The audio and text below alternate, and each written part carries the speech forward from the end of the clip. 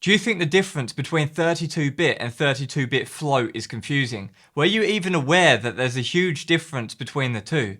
Do you think that 24-bit sounds way better than the 16-bit of the CD format? Well, now you're about to become an expert on bits, and if you stay to the end of the video, you'll understand why floating point, at least theoretically, sounds worse than non-floating point. And we're going to do this in 3 levels of difficulty. Let's dive into the first level. Level 1. So what is bit depth? You might have heard of 16-bit, 24-bit. Well, the amount of bits is the information that you have available to represent the dynamic range. Now, what is the dynamic range? That's the difference between the loudest signal in your music and the quietest thing in your music. And if you only take away one thing from this video, it should be the quieter the sounds are, the more bits you need to capture that in a higher quality. Now, contrary to popular belief in the audio world, just 8 bits might actually be enough to sound really good if you're listening to loud music. In fact, if you're listening to loud, noisy music, you might not even be able to tell the difference between 8 bits and 32 or even 64 bits.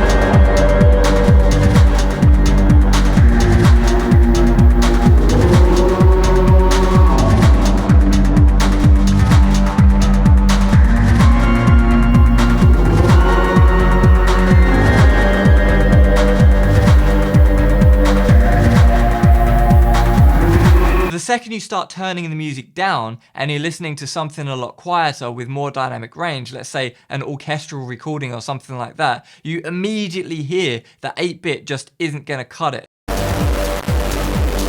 We can see where this is going. If 8-bit isn't enough and we increase that to 16, the CD format, and it's sounding way better, well then 24-bit is going to sound better than that, and 32-bit is going to sound better than that, and 64-bit is going to sound way better, right? Well, if you think that, you're going to have to stick around to see if you were right. But first, if you enjoy learning about stuff like this, mixing and mastering, you want to check out my website, apmastering.com, because I've got some online courses up there, both free and premium, and you're absolutely going to love them if you're interested in this kind of stuff. But let's get back to talking about bits. Level 2. So if you thought 32-bit and floating point precision sounded more pristine, more transparent than just plain old 24-bit, you're wrong. And I'm going to explain why now. It's because of 2 main limiting factors.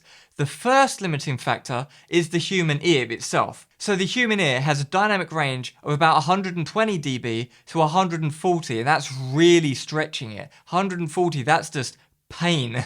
There's something really cool about the human ear. We've got a type of mechanical compression with the bones and the muscles there that it compresses really loud sounds. You might have even felt that sometimes working when you hear a really loud sound. And that's how our ears can really provide this huge dynamic range. So how much dynamic range do we actually need? Well, not more than 120, because that would either just result in physical pain and hearing damage, or the sounds would be so quiet we won't be able to hear them anyway. So this leads me on to the second limiting factor, the digital to analog converter, or DAC for short.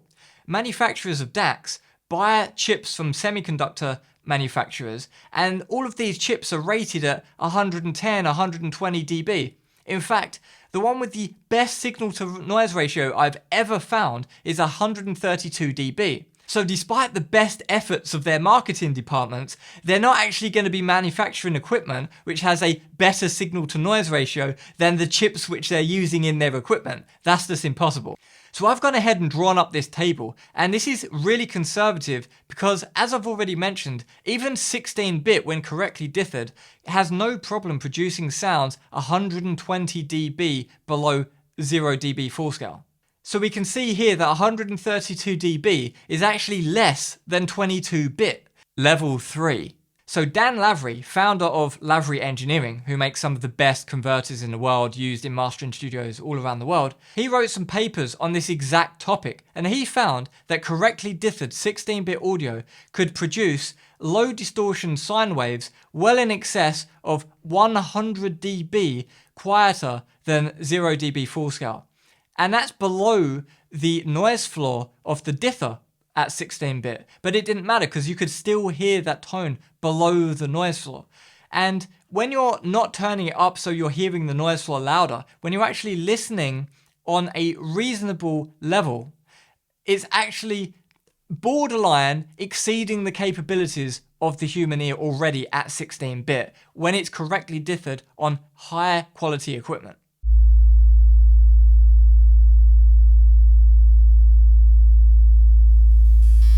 But this is when most people were skeptical. They think 16-bit, that's CD quality. CDs came out in the 80s. If I look at video footage, digital video from the 80s, it looks awful. 4K video, there's more pixels, it looks better. It must be the same with audio. The more bits, the more quality, the more resolution, it will sound better. When we turn the bit depth way down, you start to see this sine wave start looking like Tetris.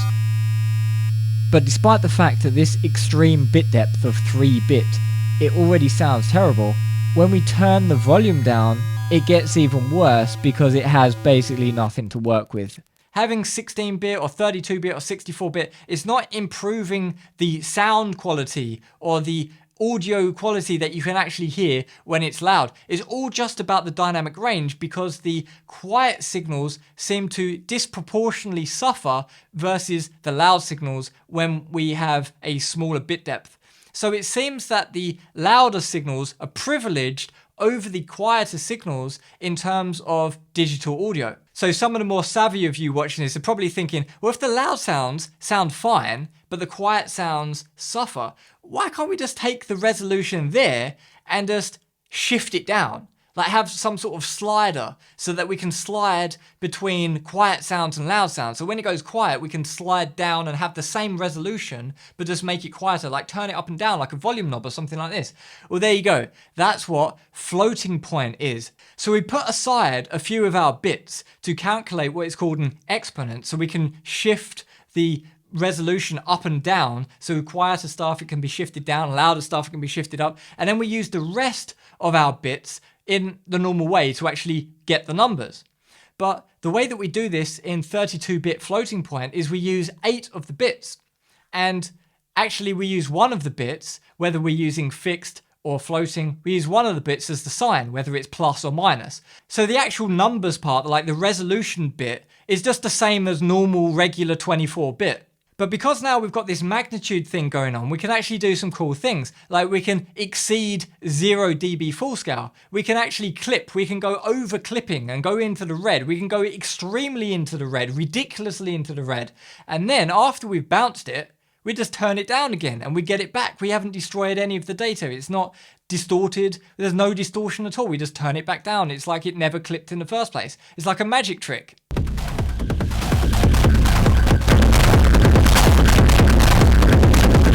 So we're rendering that out, and as you can see, it's completely red because it's just clipping everywhere. And we've imported that back in. We can just turn it down now, and we're going to get the original sound back.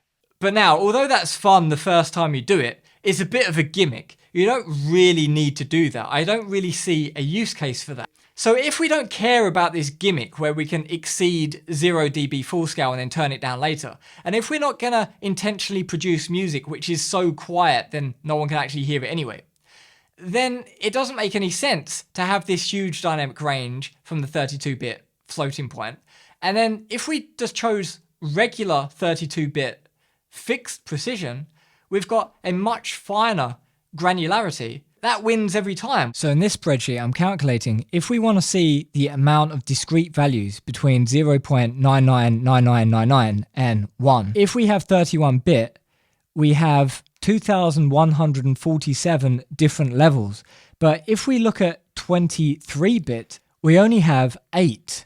So if 24-bit fixed precision is already overkill and 32-bit float is just the same as the 24-bit when it comes to actual music that you're going to listen to, why would you have anything other than 24-bit fixed precision? You don't need more than that, right?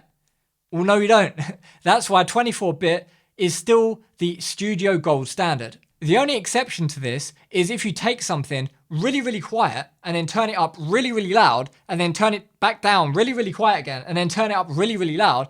And so that's why the internal audio bit depth of a lot of DAWs out there, what they're actually using behind the scenes when you're mixing, is going to be 64-bit float. So they can get the highest resolution, so you can do crazy things with the plugins and the gain structure, and it'll be completely transparent.